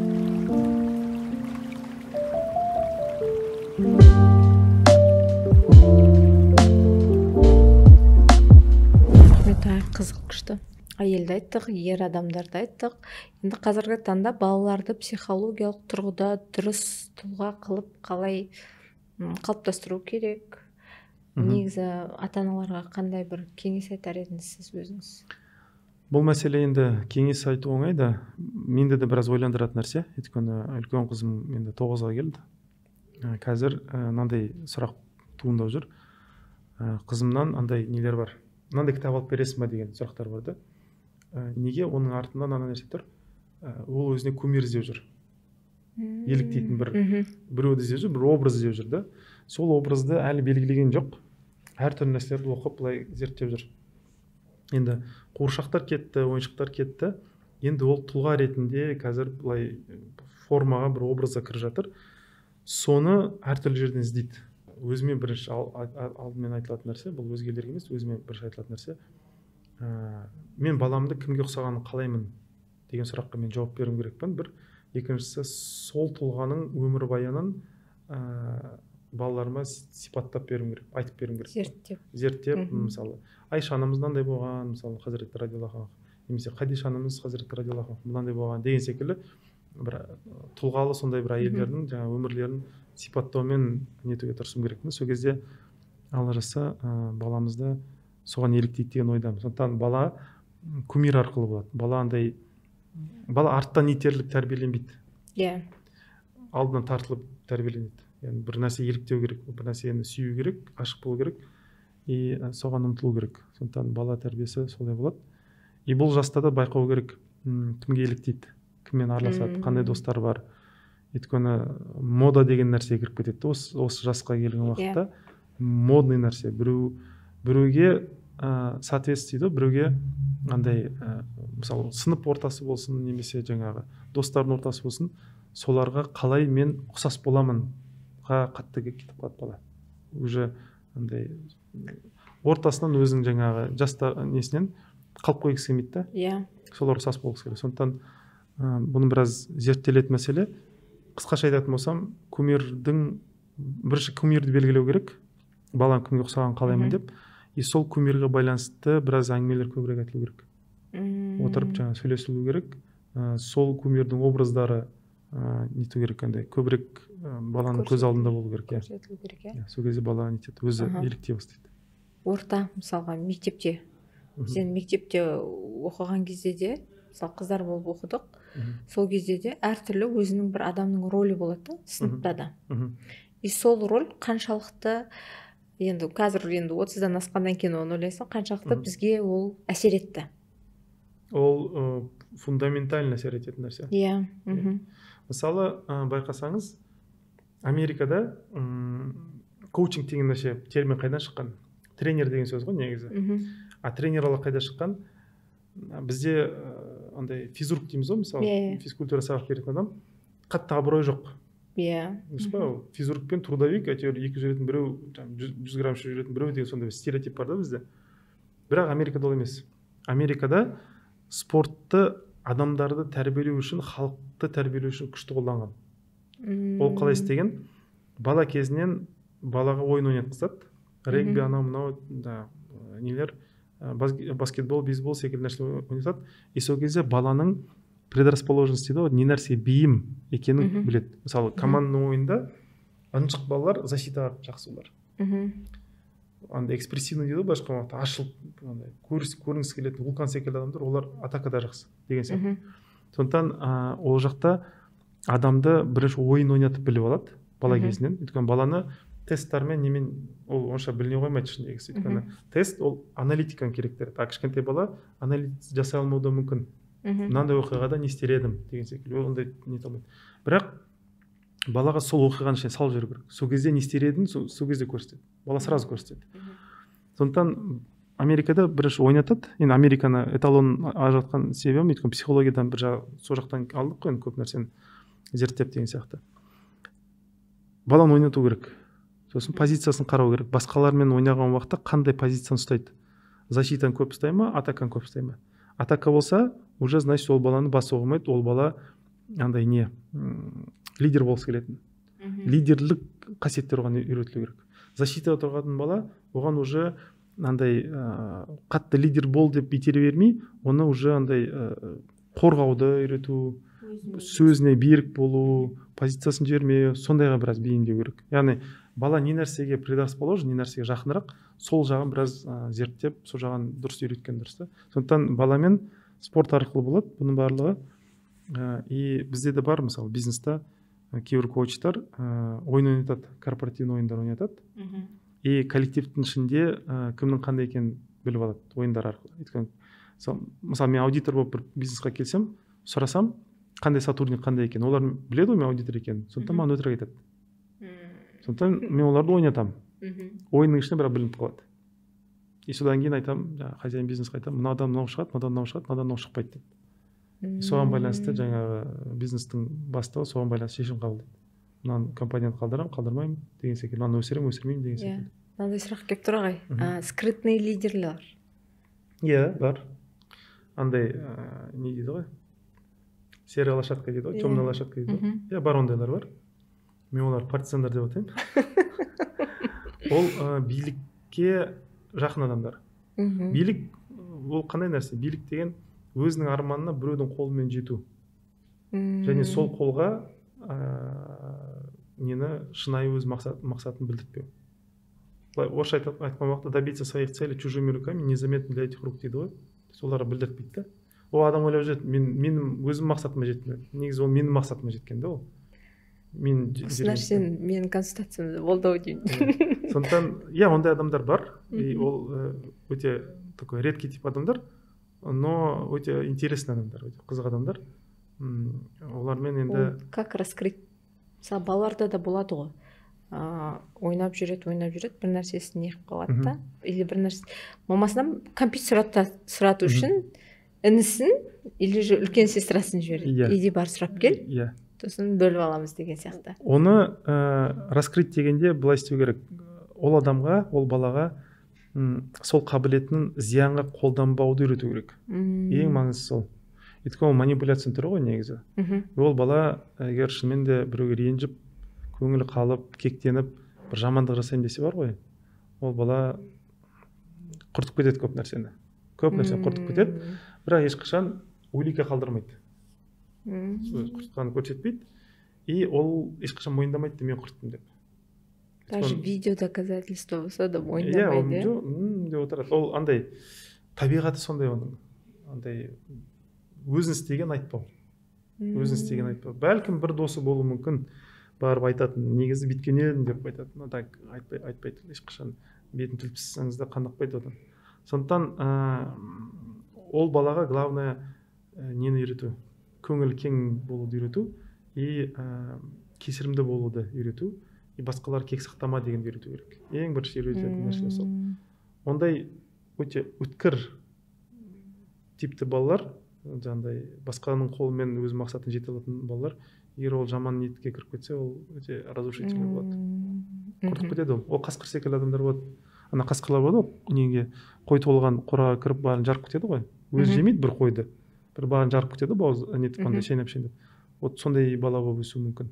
Не өзі бақытты болмайды, не басқаларға күн көргізбейді. Сол жері опасный, скрытый лидерлардың сол жері не. Енді ағай қараңыз, мынандай сұрақта Инстаграм жүргіземіз, айтып жатамыз, яғни консультация жүргіземіз дейміз, коучинг жүргіземіз, я болмаса наставничество дейміз. Сол кезде әйелдерде қызығушылық болады да, яғни өзінің потенциалын ашу үшін. Келеді сезімдер, оқуғым келеді, психологияға қызығамын, не қыламын, жаңағы ізденемін дейді, бірақ потенциалын ашуға да қорқады. Вообще негізі әйел адам потенциалын не үшін ашу керек? Потенциал не үшін ашылу керек десек, о дүниеге енді біз барған уақытта не алып кетеміз өзімізбен бірге? Бірақ нәрсе алып кетеміз, өз менімізді ғана алып кетеміз. Ол меніміз қаншалықты ашылды, соншалықты Алланың алдына барып бір орынға, бір бағаға ие боламыз. Дұрыс па? Сондықтан потенциал негізі ашылады. Бірінші очередте, бірінші мақсаты Алланың алдында барып есеп-қисап беру үшін. Бірінші сол, өйткені Алла тағала айтты, потенциалың ашық болып келсін деді маған. Жабық емес. Мен сен дән секілді, былайша айтқан уақытта дән секілді ектім, мен сен маған тал болып кел деген сияқты. Енді мынандай мәселе, енді әйелге келетін болсақ, әйел енді өзінің потенциалын қалай ашу керек? Бұл да белгіленген, жақсы жар болу, ана болу и жаңағындай не, дініне қызмет ететін сондай бір жақсы тұлға болу деген сияқты. Енді бұл әркімде әртүрлі ашылады. Үш түрлі тип әйел болады. Біреулер жаңа бизнесқа бейімі бар, біреулер ғылымға жақсы, біреулер мына үйге байланысты, шаруаға байланысты. Сондықтан бірінші әйелдің өзін анализ жасау керек. Осы үшеуінің қайсысына жақын. Егер бизнес болса, ол жобалармен айналысқан жақсы. Бірақ мынандай нәрсе айтып қойын, алдын ала әйелдер Инстаграм арқылы қызығады да, өзі ғылымға жақсы болып тұрса да бизнесқа кеткісі келеді. Ол қате болады. Немесе үй шаруашылығына жақсы әйелдер алады да бизнеспен айналысамын дейді, сол жаққа кетіп қалады. Ол да дұрыс емес. Яғни бизнесқа бейімі бар әйелдер бейім болса барған дұрыс болады да. Барлығы бара бермес. Ғылымға бейімі бар әйелдер ғылыммен айналысқан дұрыс. Жаңағы бір нәрсені зерттеу, қарау, кітап жазу деген секілді сондай нәрселермен. Ал үйге несі андай қабілеттер жақсы әйел, шаруашылықты орнымен нететін, шай үнемі орында нетілетін, қайнайтын, төсегі дұрыс, қонақтарды жақсы қарсы алады. Сондай әйел болса, ол үй шаруашылығымен айналысқан дұрыс. Осы бірінші осыны белгілеп алу керек. Осыны белгілегеннен кейін уже сол салада өзін ашуға тырысу керек. Мысалы, бизнес әйел, ол бизнес құрады. Ғылыммен айналысатын әйел жаңағындай бір нәрселер зерттейді. Үй шаруашылығын қарайтын адам, әйел, ол күйеуінің араласатын достарын үйге алып келген уақыт жайлылық танытатын, сөйтетін, орын-орнымен қарсы алатын, қонақ қарсы алу арқылы адамдарға бір жақсылығын тигізетін сондай болуға тырысу керек. Қызмет ете. Қызмет ете алатын сондай. И андай күйеуіне сондай бір жағдай жасап беру керек. Күйеу біреуді үйге алып келіп насихат жасағысы келсе, дұрыс жолға тартқысы келсе, бір комфортный, бір жақсы, бір жайлы бір атмосфера жасай алатын сондай әйел болу керек та ондай. Сол кезде күйеуді жеткізгісі келетін нәрсені жеңіл жеткізетін болады басқа адамдарға. Иә. Сондықтан әйелдің ашылуы сол. Бұл бір. Екіншісі, аналық жағынан да ашылғаны дұрыс. Ол қалай? Жаңағы ұрпақтармен тіл табысатын, сөйлесе алатын, өзінің құндылықтарын жеткізе алатын әйел болу керек. Бірақ ол істей алады ондай нәрсені, егер өзінің ата-анасымен мәселені шешсе. Жақсы қарым-қатынаста болса. Разылық танытса, осындай ата-анам болғанына қарамастан разымын дей алатын болса, ол кезде баласымен де дұрыс тәрбиелеуге болады. Бірақ әйелдердің көбісі былай істейді. Ата-анасына ренжиді, ата-анасымен араласқысы келмейді. Мен ата-анам секілді болмаймын дейді да. Соны дәлелдеу мақсатында баласын өзгеше тәрбиелеймін дейді да, бірақ баласына тура сол нәрсені жасайды. Адам өзі кімге ренжиді, соның несін қылығын қайталайды. Сондықтан бірінші ата анасымен шешіп алған дұрыс, содан кейін өзі ата ана бола алады. Осындай нәрсе бар. Ал келіндік рөлге келетін болсақ, келін рөліне келгенде әйел ана нәрсені білу керек, түсіну керек. Я адамдардың разылығын алған дұрыс, күйеуінің разылығын алған дұрыс деген секілді. Бірақ өзінің алынатын разылықтардың арасынан бірінші Алланың алдында разылығын алған дұрыс. Яғни мынандай ғой, мына отбасыда әйелімнің шариғаты жүре ма, күйеуімнің шариғаты жүре ма, или Алланың шариғаты жүре ма? Бірінші екі шариғат қате. Егер мысалы әйелім шариғаты болса, әйел бір нәрсе айтқан уақытта күйеуі даже сол харам болып тұрса келісіп қоюы мүмкін. Күйеуінің шариғаты жүретін жерде күйеуі бір нәрсені талап етеді, әйелі харам болып тұрса да тыңдап қоюы мүмкін. Сонда екеуі де кетеді. Бұл мәселе жаманы кім Лахаб сүресі бар ғой, Абу Лахаб туралы сипатталады ғой. Ол жамандық жасады жаңағы пайғамбар саллаллаху алейхи вассаламға, и әйел де соған көмектесіп тұрды, күйеуіме көмектесемін деген секілді. Екеуі де бірге тозаққа кетті. Сондықтан күйеу мен әйел сондай бір қарым-қатынаста болу керек. Иә, бір-бірін сыйлайды, сүйеді, һәм бір жағынан бір-бірін андай қателікке кетіп барса бір-бірін тартып алатындай болу керек, ұстап қалатындай сондай болу керек, сондай фактор болу керек. Әйтпесе үнемі мойынсынамын деп, ол күнәға шақырған уақытта менде бірге кіріп кететін болса, ол арты жақсы болмайды. Екеуі де таяқ жейді. Сол жер жаман да. Сол. Енді өздерінің рөлдерін жаңағы нені таңдап алды. Ғылым дедік, үй шаруасы дедік, я бизнес дедік, я. Осы жерде әйелдердің негізі білім алуы қаншалықты маңызды әйелге. Бейтіп жатады ғой, мен үй шаруасының әйелімін дейді да, бір жылдарға дейін көніп жүреді да, сосын барып бір күні келеді, претензия айтады күйеуіне. Мен бала босандым, үйді қарадым, ата-анаңа қарадым, барлығын жасадым, бірақ өзім өспедім. Или же сен маған мынандай нәрсені не қылдың, уәде еттің, бірақ орындамадың. Мен өзім ешқандай ештеңеге жетпедім. Бұл жерде жауап былай, негізінде Алла тағала әділетті ғой. Әділетті болғандықтан адамның ниетінде не бар, сондай оқиғалар жаратады. Яғни Аллахқа барғысы келсе ниетінде, онда Алла тағалаға жақындататын оқиғалар жаратады Алла тағала. Бір адамдармен кездестіреді, күшті бір қолына кітап түседі, бір ортада болып қалады, бір күшті әңгімелер естіп қалады деген секілді. Егер Алла тағаладан ұзақтағысы келсе, алыстағысы келсе, онда алыстататын оқиғалар жаратады. Сылтаулар жаратады. Біреу кедергі болып қалады, тағы бір нәрсе, тағы деген секілді. Мына жерде мынандай нәрсе айтайын, біраз бұл қабылдау қиын болуы мүмкін кейбір тыңдармандардың, мысалы мынандай бір мысал келтірейін. Бір адам умраға бардық дейді. Умраға барды немесе қажылыққа барды. Қажылыққа барды да кондиционердің астында отырды да, суық тиіп ауырып қалды. Пысқырып тавафын әзер жасады, ғибадаттарын әсер жасады, ауыр жүріп, басы ауыр жүріп, енді әзер жасады, әйтеуір бітті бір нәрсе. О дүниеге келген уақытта иншаллах Алла тағала сұрайды ғой енді, сен неге умраңды толық жасамадың жаңағындай. Бұл не дейді? Мен ауырдым дейді. Алла тағала сондай мейірімді құлдарына алдын ала біледі, мына адамның ниетінде умраны толық жасамау. 80-70%-ке, 60%-ке егер былай салыстырмалы түрде сөйтіп нетін болсақ, бір тиіп қашып, бір жасағысы келді умраны, толық емес. Бірақ Алла тағала кешіргісі келеді. Сондықтан ауыру жібереді. Яғни Аллах тағала өзінің қаһарынан бізді сақтау үшін бізге кедергі болатын нәрселерді жібереді. Сосын біз оны ертең барғанда сылтау қылып айтып барамыз. Иә. Алла тағала әрине болғанда қарамауы мүмкін қаласа. Ну что деуі мүмкін мысалы. Оның құдіретінде ол Малик йаумиддин Аллах қой.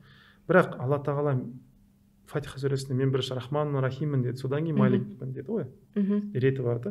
Сондықтан Алла тағала айтады ғой, менің мейірімім әділеттігімнен жаңа озып өтеді деген секілді.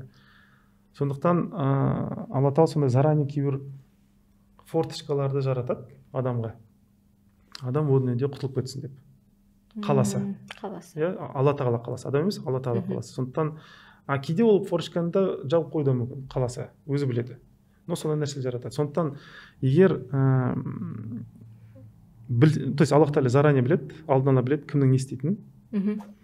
Біледі, что мына біліммен ол барады да или зиян жасайды, или же білім берсе де оны практика салмай қояды. Ол дүниеге келген уақытта сосын сұралады ғой, сен біліммен не істедің деген уақытта ол сұраққа соответственно жауап бере алмайды. Сондықтан білім оқи алмайтындай қылып бір кедергілер салады, жағдайлар қояды. Сосын ол әйел жаңағы күйеуіме қарадым, анаған қарап, мынаған қарадым, өзім дамыта алмадым деп шыға келеді.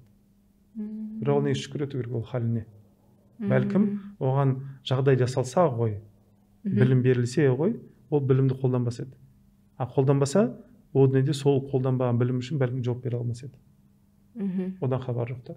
Сондықтан егер өміріңізде формула былай, өміріңізде бір нәрсе берілмесе, демек оның ішінде Алланың мейірімі бар. Берілсе ғой, или қолданбас едің, жауап бере алмайсың ол дүниеде, или же зиянға қолданасың, жазаласын. Осы жерде мынандай сұрақ, ниет. Мысалға қолданам деді да, шықты жолға, білімін алды. Бірақ қолдана алса да болады. Яғни ол кесіліп шешілген нәрсе ма қалай? Ол жүректегі ниетке байланысты. Ниеттен барлығы нетеді. Ниеттерге қарап амал дейді, амалға қарап ниет емес. Сондықтан амалды қай жерде жасаймыз? Біз қоршаған ортада жасаймыз. Ниет іште жүретін нәрсе. Сондықтан мына іш өзің қандай болсаң, халің сондай болады деген сол. Амалың да сондай болады, өмірің де сондай жалғасады деген сияқты. Сондықтан адам іштей Алламен сөйлесу керек. И айту керек, Аллахым, мен өз-өзіме көп зиян келтіремін, өз-өзімді құртамын, мені маған қалдырмашы, және де таза ниет нәсіп етші. Дұға бар ғой, пайғамбар саллаллаху алейхи ва саллям жиі қайталаған, я мұқалбал құлуб сабит қалби аля диник деген. О Аллахым, жүректерді бүйтіп айналдыратын Аллахым, жүрегімді дін үстіне бүйтіп нығайтшы, бекітші деген дұға бар ғой. Оның мағынасы, бір мағыналардың бірі, мың мағынасы бар ғой әрине, бірақ бір мағынасы сол. Яғни мен мына жерде по современному айтатын болсам, заказ жасаған уақытта оқиғаларды, кондер тоже заказдың бірі. Сол кезде Аллахым умраны дұрыс жасаудың ниетінде болайшы деу керек. Сол кезде иншаллах Аллах Тағала ауруды да бермейді, жақсы умыр жасап шығады. Бірақ егер умрамды бүйтіп тиіп қашып жасағым келеді деп қалса, Алла Тағала мейірімінен алады да дополнительный жаңағы ауру береді, чтобы ол сылтау ретінде ол дүниеде оны біраз жауып қалатындай қылады. Сондықтан ниетінде болады бұл нәрсе. И күніне неге бізге 5 рет намаз не болды? Өйткені адамның ниеті как минимум 5 рет күніне тайып кетуі мүмкін. Сондықтан әр намаздан кейін кішкентай тасбихат жасаған уақытта субханаллах, альхамдулиллах, аллаху акбар дегеннен кейін адам отырып Алламен тілдесіп сөйлесу керек. 1-2 минут болса да айту керек, Аллахым, келесі намазға шейінгі оқиғалар андай не болсыншы, саған жақтататын оқиғалар болсыншы деп. Сөйтіп айту керек та, сені алыстататын оқиғалар емес. Келесі намазды тағы сөйтіп жүру керек та. Рахмет ағай, прям өзіме де күшті инсайт болып жатыр. Енді ең популярный теманы сұрақты қояйын ағай сізге. Жақсы. Әйелдің ақшасы, ердің ақшасы кімге қалай беріледі? Көбінесе неге сұрап жатырмын, өйткені қазіргі уақытта осы психологиямен айналысқалы бері осы сұрақтармен келетін ханымдар көп. Ақшалары бар, кеуден жақсы табады, прям өте жақсы табады десек те болады. Бірақ не істеймін? Күйеуіме спасатель болайын ба, жоқ берейін ба, көмектесіп жіберейін ба, бизнесін ашып жіберуге шамалы пәтер жасап жіберейін ба, или вообще бермей қояйын ба деген нәрсе. Бұл жерде бірнеше нәрсе айту керек. Бұл өте күрделі нәрсе, қазіргі таңда күрделі нәрсе. Негізі ашық айту керек, исламда әйелі күйеуіне көмектесе жақсы. Ол жақсы, сауабын алады, ол наоборот даже андай ислам сондай нәрсе итермелейді. Қадиша анамыз үлкен бір пример деген секілді, үлкен бір мысал. Бірақ контекстке де қарау керек. Во-первых, біз 21 ғасырдамыз. Екіншісі, бірінші 21 ғасырдамыз, екіншісі біз қазақпыз. Қазақтардың менталитеті біраз андай. 21 ғасыр дегенім неге айттым?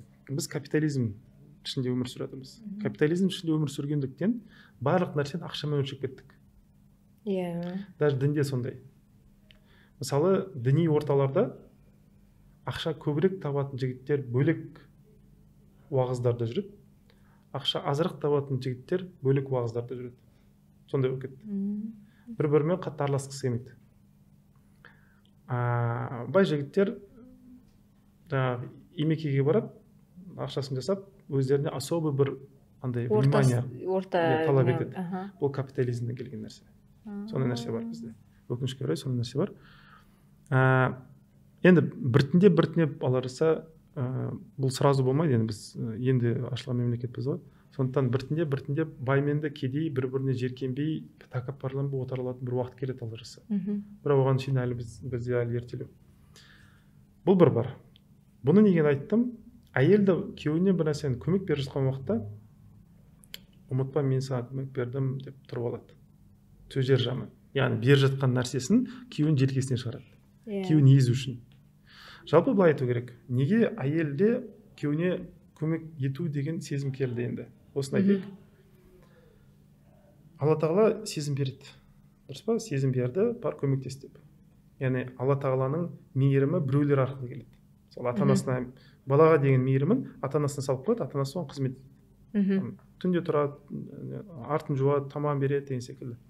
Бірақ адамдардың бір жаман жасайтын нәрсесі, Алла берген сезімге өзінің интересін салып қояды да сонымен бірге беріп жүреді. Иә. Мысалы, Алла тағала маған сезім салды, әйеліңе бар көмектес деп. Бірақ мен әйелімде езгім келіп тұр. Мысалы, тәкаппармын, әйелімді адамқорлық көрмеймін, мысалы, тағы бір нәрсе деген сияқты. Аламда ана көмектесіп жатқан уақытта бүйтіп шымшып көмектесемін, бүйтіп езіп көмектесемін. Түсіндіре алдым ба? Яғни көмектесем, Алла тағала салды ол нәрсені. Бірақ ол нәрсені бүйтіп бұрмалап өзіме бір құрал ретінде жасай алмайсың. Иә, сөйтіп тиісіп сөйлеймін да, мысалы, деген секілді. Әйелдерді күйеулеріне көп сондай нәрсе жасайды. Яғни Алла тағала оған салды, бар күйеуің көмектес, қызмет ет, сауабыңды ал деді. Мысалы, ол алады да бір кегім бар еді күйеуіме. Осыны қазір осы жерде бутерброд қылып, ана ортасына салып жіберейінші. Бір сөзбен бір нәрсемен тиісіп кетейінші деген секілді. Или былай деп бір күрсінейінші, ананың бір настроениесін, әйтеуір бір нәрсе істеп жүрейін деген секілді. Ақша беріп жатқанын көріп қалсын. Иә, сондай нәрсе жасайды да. Бірақ күйеуіне қалай тиіскенін айтпайды. Но елге Инстаграмға жайып береді. Күйеуіме машина алып беріп, бүйттім сөйттім. Бірақ қалай желкесіне шығарып машина бергенін ол күйеуі ғана біледі, Алла тағала ғана біледі. Болды. Яғни Инстаграмда күшті машинасын берді күйеуіне, подарок етті. Үлкен бантпен, немен деген секілді. Бірақ отбасына уже камера сөнгеннен кейін бәлкім күйеуінен жалтақтаған талап ететін шығар. Сол машина үшін. Бәлкім андай бүйтіп өзінің еркек екенін ұмытып, бүйтіп каблуктың астына кіру дейді ғой, былайша айтқанда. Сондайын қалайтын шығар. Ол бірақ Инстаграмға кірмейді ғой. Ол сөздер жаман да, сондықтан манипуляция мақсатында қолданады да. Енді қазақпыз ғой дегенге келейін. Қазақта андай нәрсе бар. Жұрттың баласы деген стереотиптер бар ғой. Сондықтан берген нәрсесінде біреуге жақсылық мақсатында бермейді. Біреулер берді деген галочка қойсын деп береді. Яғни беріп жатыр, сөйтіп жатыр, бүйтіп жатыр, жағдай жасап жатыр деп. Бұл бір жағынан андай алысқа қойылған бір жоспар. Қандай жоспар? Екеуі бір-бірімен қырылады. Иә. Қырылған уақытта айтады. Жақтайтын жақты айтады. Адамдар келеді енді, не болды, араларыңа бір нәрсе болып қалыпты, анау қырыласың деп. Сол кезде мына кісілер мынаны жақтайды да. Неге өйткені беріп жатқан еді саған. Анаған былай деп ұрсады, саған жылдары беріп келді ғой, бүйтіп келді жетті. Бірақ қалай желкесінен шығып бергенін олар білмейді ғой. Сондықтан бұл да бір андай дальновидный дейді ғой, алысқа қойылған бір хитрый, қу бір айла көрсетіп береді, көрсетіп береді. Егер ұрсықпасақ, бетіне басамын. И халықта мені жақтап шығады, сен емес дейді. Сен халықтың көзінше сорлысың, қолынан боқ келмейді деген секілді, а мен үнемі сені арқамда тасып жүрген сондай бір благородный адаммын деген секілді бүйтіп сондай сөйтіп көрсетті. Яғни әйел бергенде береді, бірақ ұмытып қалсын, иә. Сондықтан беру жақсы. Бірақ берудің ішіне өзінің менін, тәкаппарлығын, манипуляциясын, андай кегін араластырып берген дұрыс емес. Сосын күйеуге де қарап беру керек сияқты. Иә. И кейбір еркектер болады, берген сайын әлсірейді, кейбір еркектер күшейеді. Но енді ол да ниетіне байланысты, жаңағы егер әйел ішіне жаңағы бутерброд қылып берсе, бір нәрсе алып тығып салып жіберсе, негативный бір нәрсені, ол кезде еркек одан ауырып қалады. Жалпы былай да айту керек, мысалы сопыларда бар. мынандай нәрсе бар. Сопылықпен айналысқан адамда шарт қойылады, әйеліңді ренжітпе деген. Егер әйел ренжіп тұрып тамақ пісірсе, ол тамақты күйеуі жеп қойса, жүрегінде кейбір нәрселер ашылмай қалады деген нәрсе бар. Сондықтан сопылар даже сондай нәрсе қараған. Бұл нәрсе енді бұл мұра бізде жоғалып кетті, өкінішке орай. Бірақ өте маңызды. Өте маңызды. Енді біз ресторан, кафеде тамақ ішіп кеттік. Аллаху әлем, ол жерде тұрған повар қандай халде пісірді ол тамақты. Боқтап тұрып пісірді ма, біреуге ренжіп тұрып пісірді ма, кредитін жаба алмай уайымдап тұрып пісірді ма деген секілді. Біз білмейміз. И соны біз жейміз. Сонымен сосын рухани болмысымыз ауырады. Я ішіміз бәлкім тояды, но андай өзіміздегі бір негативный андай паника, истерика секілді қайдан келді деп ойлаймыз ғой, қайдан келді мынаның барлығы деген сияқты. Ол бәлкім сөйтіп тамақпен келген шығар. Оны да білмейміз да.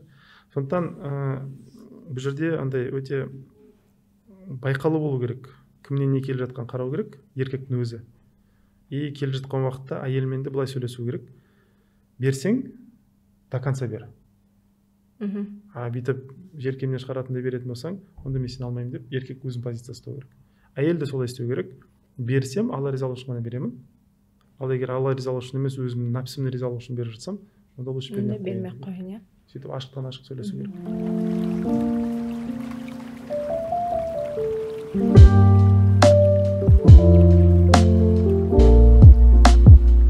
Енді ағай, жобалар жасап жатсыз, көріп жатырмыз, консультацияларыңыз жүріп жатыр.